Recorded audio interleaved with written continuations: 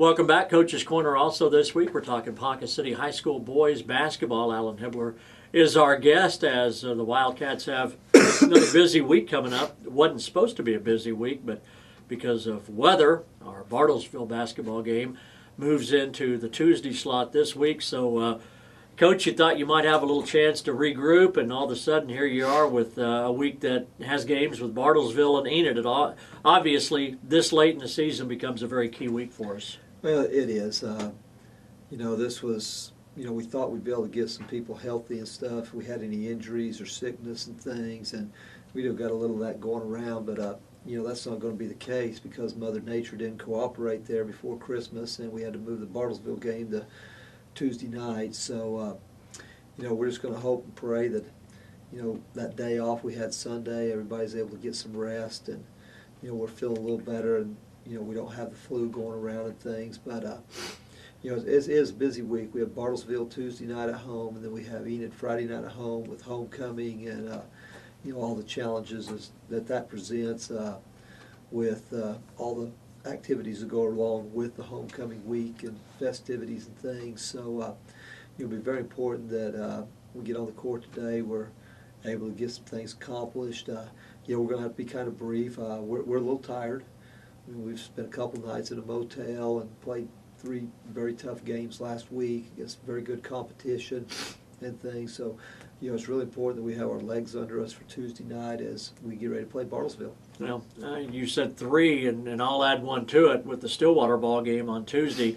That was 4 good teams that you saw last week, including 1 game in which a team from Texas came up, and they had a 6'11" player, which is obviously, I think, the tallest player we're going to see all season long. So the level of competition, I think it's fair to say, has something to do with the record right now. You're just running into some awfully good teams playing at a very high level right now. We are. I mean, our schedule has been tough. I mean, this last week, everybody we played was in the top 15 of their respective class.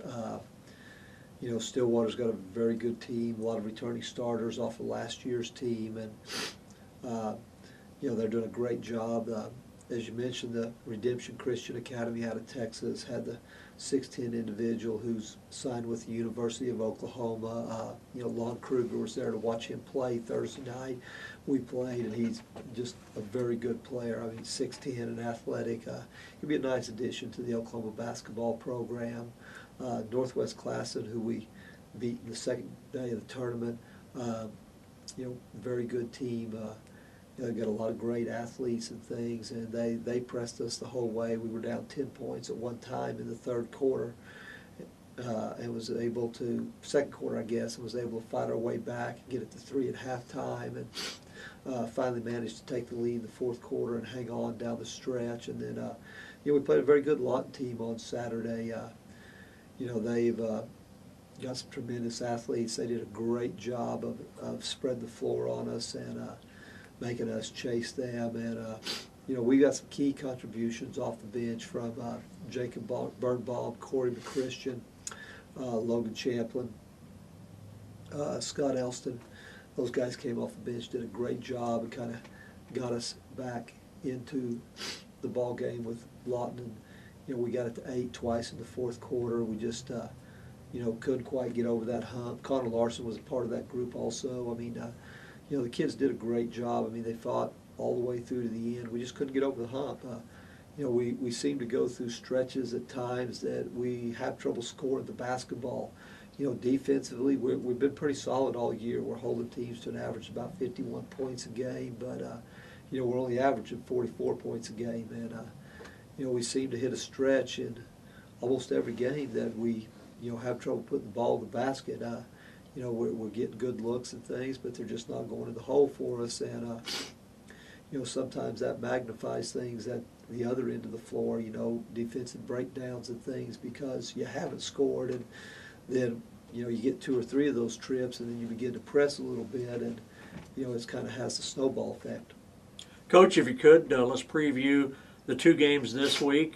Tuesday night, very good Bartlesville team comes in here, and then Friday night we're at home, but we see an Enid team which beat us a couple of weeks ago. Well, Bartlesville's coming in with very talented team. They've got 3 starters back off last year's team. The Shoemaker kid, who's a tremendous shooter, about a 6'4" guard, and the Castillo kid, who actually used to be a Ponca City kid, is playing their point position. Both those returning starters off last year's team, as well as Coach Bart's son, who's about a 6'4", 6'5" kid. They've got a lot of experience. They've got the 2 guards that really shoot the ball well and, just kind of run the show for them. The 2 guards have been a handful for everybody all season long because, they're just talented kids. Shoemaker can really shoot the ball. The Castillo kid can shoot it also, but he's really dangerous off the dribble. And, so they're going to be hard to contain. I mean, basketball has turned into a guard-driven game, and, we're going to have to do a really good job on the defensive end of trying to limit their offensive capabilities. They're going to score points, but, we can't let both of those guys get 20-plus points and be in a position to win the game. They're not real strong in the post area. We're hoping we can take advantage of them in there because we do have some size. But, we're going to have to make shots and play good on the defensive end with those guys. The Enid team that comes back in here Friday, we've seen them once. We had a miserable shooting night over there. I believe we shot 27% from the field. It was bad. That big open gym that they've got over there, and we were 2 of 19 from the 3-point line that night we played them, and that's just not going to get it done. We're going to have to play better on the offensive end. They've got one young man that shoots the ball really well with a 6'7" kid inside, that really hurt us on the backboard the last time we played them. But, the big thing is, for us, I think, is our confidence on the offensive end. If we can get a couple shots to fall early and get off to a good start, maybe we can avoid those prolonged scoring droughts where we just don't score the basketball. I mean, it's, you've seen us play enough. It's not like we're turning the ball over a ton of times. We're just not making shots. And, ultimately, it doesn't matter what you do on the offensive end as far as X's and O's. You've got to put the ball in the basket. When you shoot that thing, it has to go in that hole in the sky. And, we need to get off to a good start. And our guys that are shooters, we need to knock down shots. And defend our home court. I know, Coach, that's been something you'd like to get a couple of wins at home this week, too. Yes, we definitely would. I mean, hopefully it will help us playing at home. Our student body has been good all year long, and, hopefully we can feed off their energy and, to give us a little extra step on the defensive end, and, that will translate to the offensive end. Alan Hibler, our boys basketball coach, on this week's edition of Coach's Corner.